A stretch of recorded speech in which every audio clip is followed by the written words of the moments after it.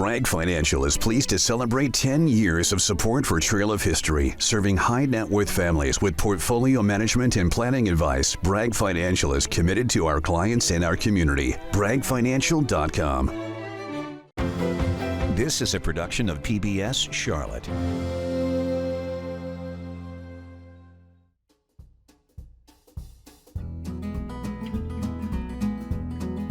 Tucked away in southern Catawba County is a place that seems straight out of a history book. That place, Hart Square Village. Where else can you go and see all this? This is beautiful.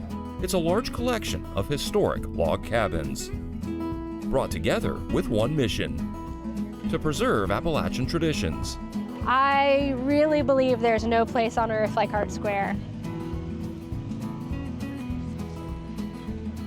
Started by Dr. Bob Hart and his wife Becky in the 1970s, what began as a labor of love has grown into a living village. Today, thousands come here each year for festivals, classes, and field trips. Coming up, see what all the excitement surrounding Hart Square is all about. There's really something for everybody here. Meet the granddaughter carrying on a family legacy. They worked so hard to create this beautiful museum, but a museum is stagnant without people.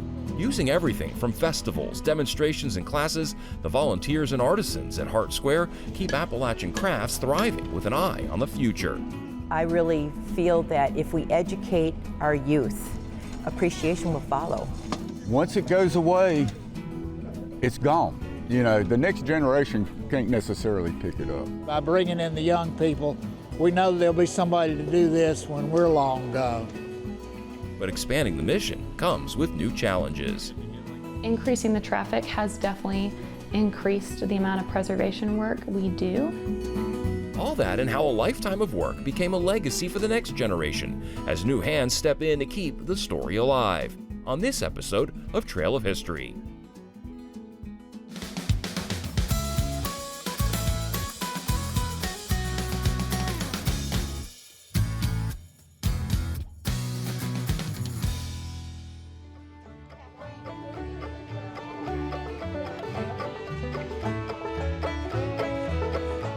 Every May, hundreds of artisans, craftspersons, volunteers, and history lovers descend on Hart Square for the annual Spring Heritage Festival. With folk music, maypole dancing, blacksmithing, spinning, and the firing of a traditional groundhog-style pottery kiln, there really is something for everyone. The Spring Heritage Festival really focuses on spring traditions that would have occurred in Appalachia.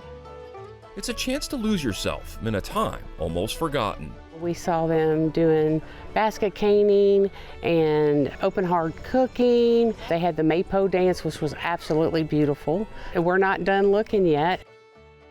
If you've never heard of Hart Square, here's a bit of background. We're at Hart Square Village in Vail, North Carolina, located about 20 minutes southwest of Hickory, North Carolina.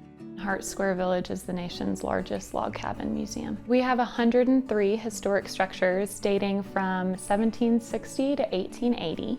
These range from family homes to trade shops to outbuildings and barns and corn cribs. The historic village sits on 55 acres and we have 3 ponds as well as trails and other natural areas. All of our programming that's year-round focuses on Appalachian crafts and folkways. We are always doing outreach. We work with traditional artists. We employ traditional artists. We really focus on endangered craft and passing that through oral transmission intergenerationally. We have around 20,000 visitors last year. It's hard to give an average because it's been growing every year. But that growth is fairly recent. In 2022, Hart Square went from hosting a single annual event to offering programming year-round. Today, multiple events give visitors more opportunities to explore this unique collection of cabins. It's always fun to have first-time visitors, and we've seen a lot of those the past couple years. But before the festivals, before the field trips, Hart Square was something much quieter, shaped by one man's commitment to preservation in all its forms. Dr. Bob bought this property originally as a wildlife preserve. He was super into wildlife preservation and land conservation.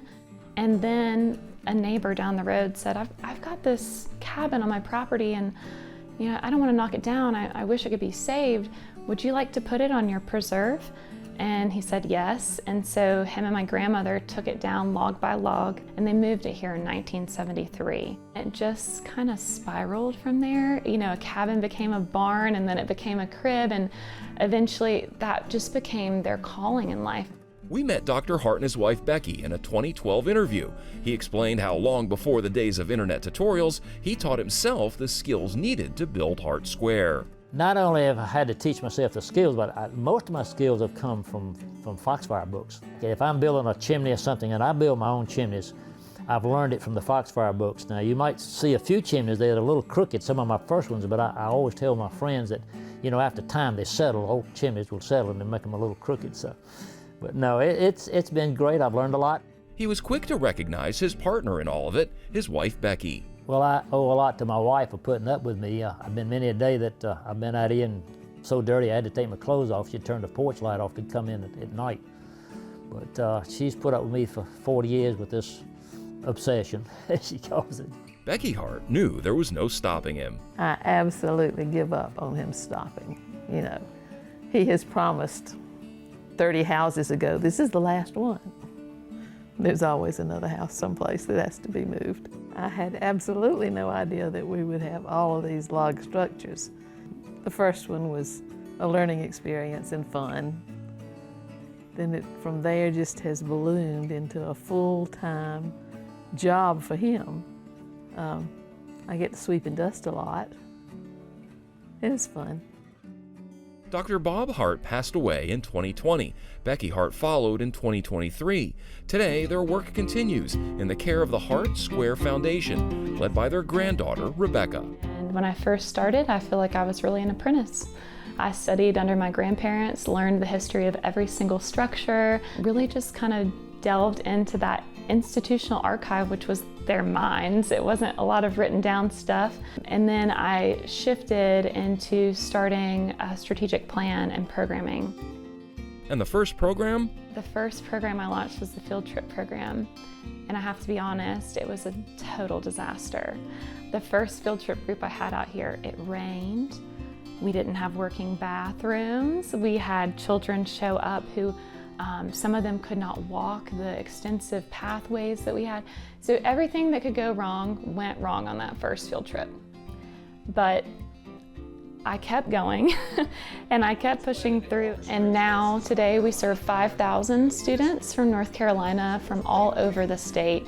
Our primary focus is public schools, specifically Title I schools. While each visit looks a little different, the goal remains the same, to spark curiosity in young minds. We have a unique approach. We are able to provide science, art, literature, and history all while they're here. So they get to work hands-on with traditional artists while also having the immersive experience of going through the cabins. Under Rebecca's leadership, Hart Square added another structure, and this time it wasn't a log cabin. I think the community saw that there was a need for some type of modern facility out here in order for us to open to the public. I started kind of going door to door of family, friends, of business owners in town. I sort of had no shame and just started asking for help. $4 million later, we now have a state-of-the-art educational facility. We're able to do 5,000 students now on field trips with a wait list every year. The new building opened in 2021, expanding how Hart Square could serve the community. By the next year, it had helped open the door to year-round programming. We're able to just really open up in a way that was my grandmother's original vision, and she got to actually see it, which was special. I want to make sure we're serving every person in our community. In recent years, Hart Square has added several new experiences.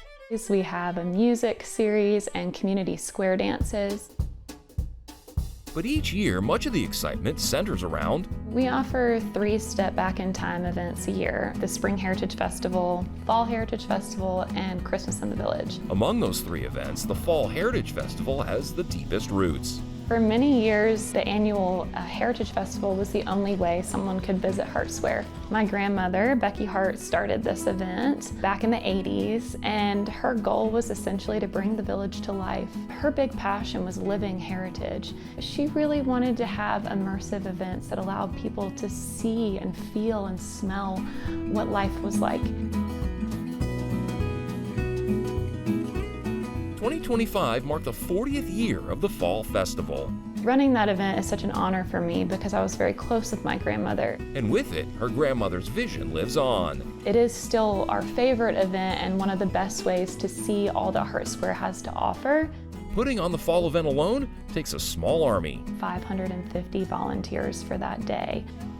Those volunteers bring Hart Square Village to life through crafts, conversation, food, and even fermentation. I come out and teach all things fermentation. So we do anything from bread making to cider making, brewing. The processes she shares were critical to life on the frontier. They were a way to preserve food. The other thing, even young children would be drinking beer because it was safer than the water. For Sarah, fermentation opens a window into the daily labor women carried on the frontier. It was, a woman's household task, was brewing the beer and making the bread. But that tradition and the women who carried it often went unrecognized. I'm a woman that's been in the brewing industry. I went to school for winemaking and fermentation. It is a very male-dominated industry. And kind of honoring that this was a woman's task. And it was changed by the Industrial Revolution, and it became something that was literally called witchcraft. When my mom and here are stirring the pot, it's something beautiful and it's the hearth and home, but it was kind of demonized during Prohibition. And so how beautiful it is to tell people the other side of it and, honor the women who had those traditions for thousands, hundreds of years. But fermentation did more than help feed a household. For some farmers, it also helped pay the bills. What you're seeing here is a typical pot still. This would be very typical of what you would see in the 1800s that farmers would use to supplement their income from their corn crops. They can make way more money off of an acre of land for making a little bit of whiskey compared to what they could sell the corn for. Before a farmer could even think about making moonshine, the corn first had to be cracked at the local grist mill. This grist mill is a stone mill. It was originally built approximately 1760. The main structure within that holds the stone and drives the stone. The building itself was comprised from another mill and a couple other buildings, so it's a compilation. But it is a great example of an early 1800s mill. The grist mill was a critical part of a community. When David Setzer retired and joined Hart Square part-time in maintenance, he brought the right background for festival days at the grist mill. Being in industrial maintenance, it's very interesting to me to see old equipment operational and maintained operational, as well as showing the public this is how we came to be at this point in time. It's not just an old building. It is actually a viable part of the community, invaluable in many ways. Another special place at Hart Square. I call it Becky's Garden because she loved the garden. For several years now, the garden has been a passion project for volunteer gardener Judy Sigmund. There was a spot here before, but it was kind of like a mud hole. And with a team of people and with my husband, they have helped create this into the space it is today. Today, the space overflows with life, and Judy enjoys sharing the power of plants and the important role they played in the lives of settlers. They didn't have like a little IGA to go to on the corner. I mean, if they're going to have food, they need to grow it. Or if they wanted medicine, they needed to grow the herbs to make the medicine. I love having kids in the garden with me. I want them to experience my passion and kind of catch that wonder and awe that gardening can bring somebody. The Fall Heritage Festival draws visitors from across the region, many of them charmed by the crafts, the stories, and the surprises they find here. It's just like a feast for your senses. I love this. I wait all year for this. I'm a big living history nerd. I love all of the things. This year I got a spoon. She even got the spoon directly from the source. I've never seen them do the spoons before, so usually I'm a blacksmith girl or yeah, just something different. So now I have a spoon. Until 2022, the Fall Heritage Festival was the one day each year when the public could step inside Hart Square.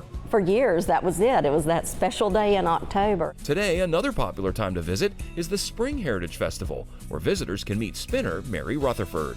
I have been coming out nearly 30 years. This was probably one of the favorite chores of women. It's a social activity. You have your family gathered around you helping card and tease. And it usually happened in the winter time when the crops were in and things had slowed down for the year. I feel that connection to the past when I'm spinning, that sense of all the work people did before and how it's come down to me, and now I'm passing it on to other people, and that's my biggest joy, is teaching others.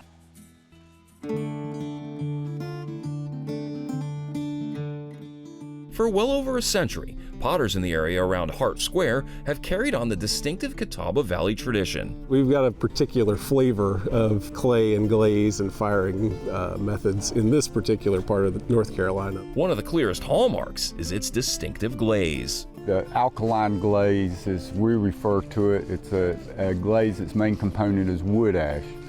It's a very unique glaze for America.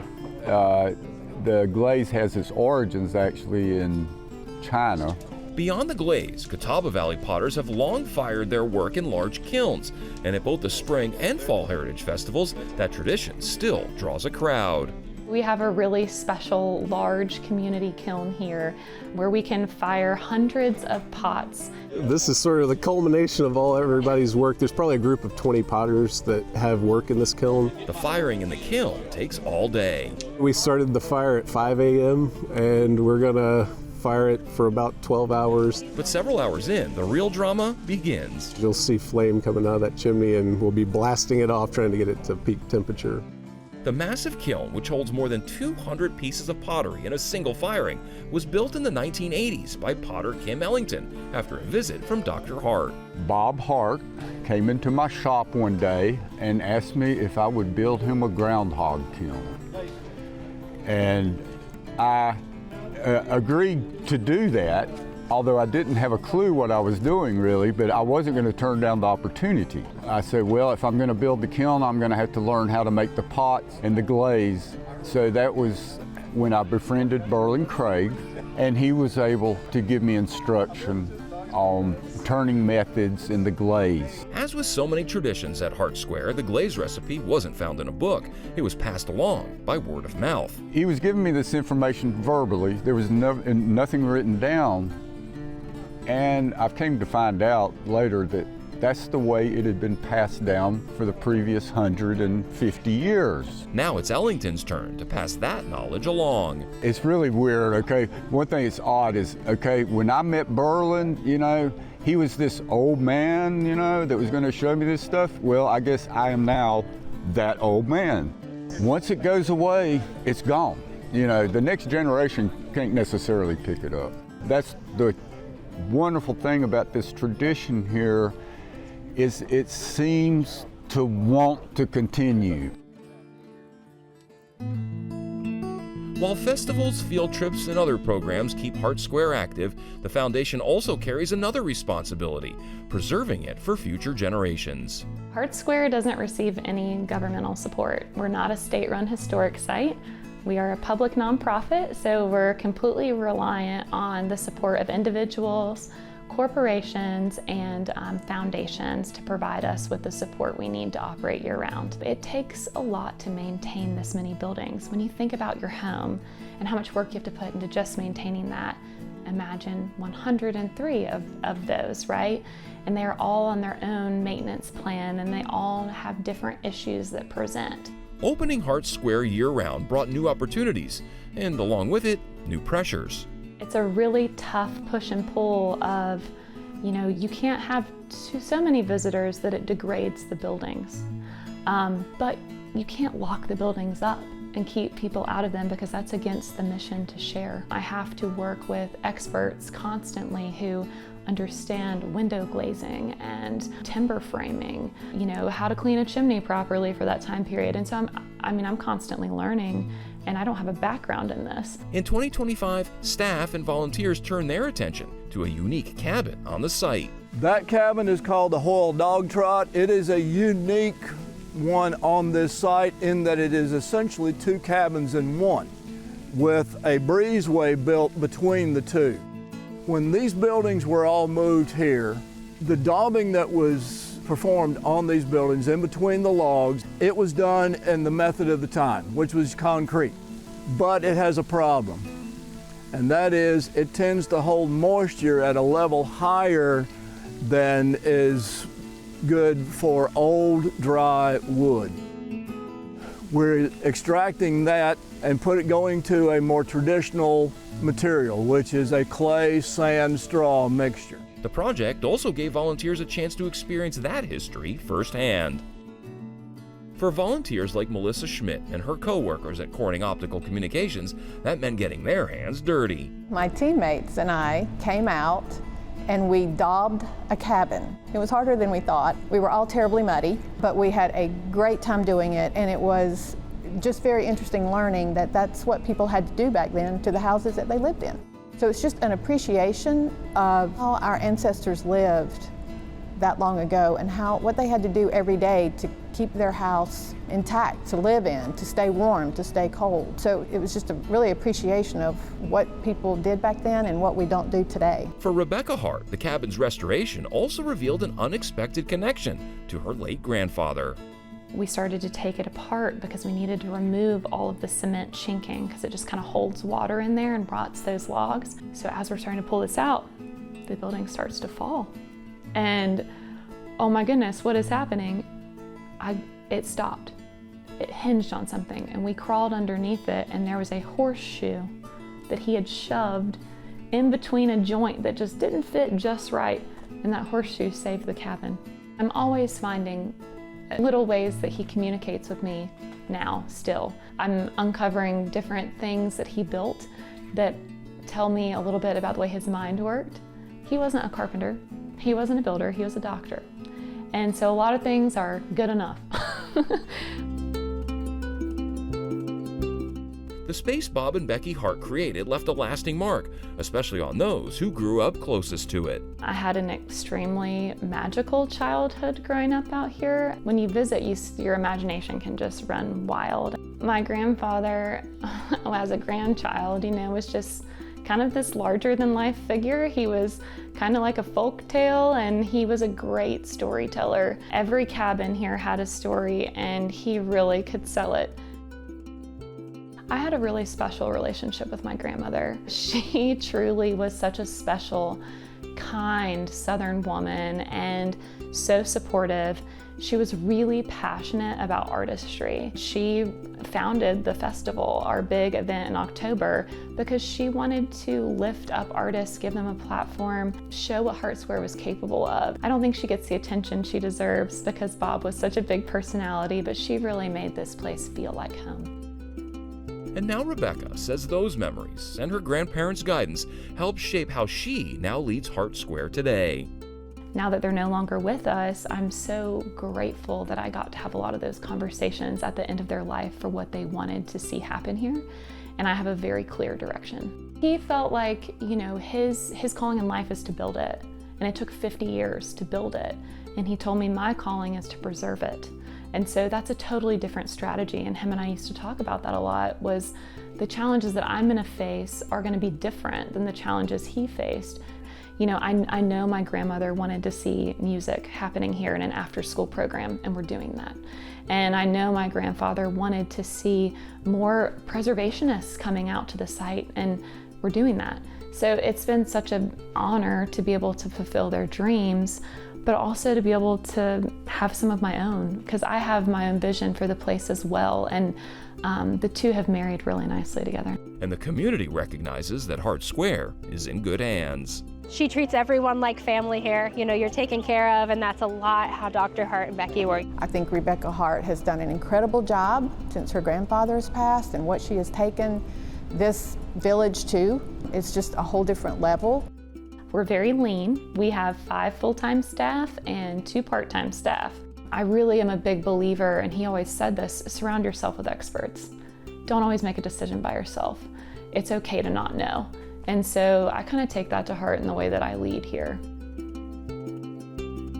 From its cabins to its landscape, Hart Square stands as a North Carolina treasure. It's beautiful, absolutely gorgeous setting, and just phenomenal what this man and his wife did, preserving all this. I'm from the big city, and coming to a place like this, life slows down, and people are really able to immerse themselves. It's a place that you can come to and lose yourself in.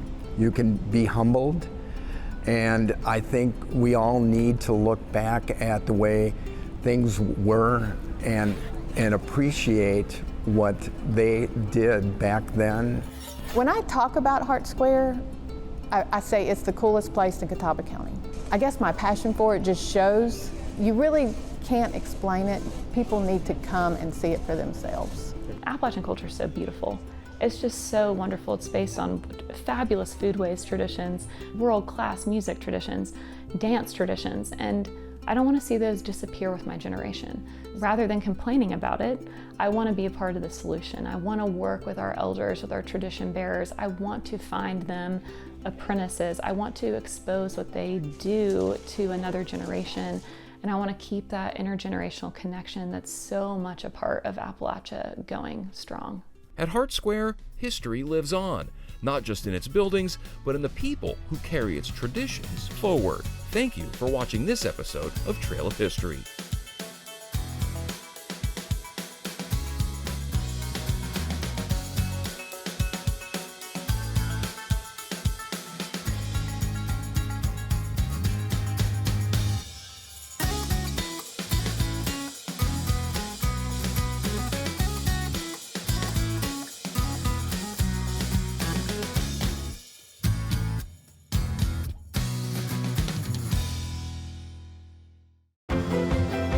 Production of PBS Charlotte.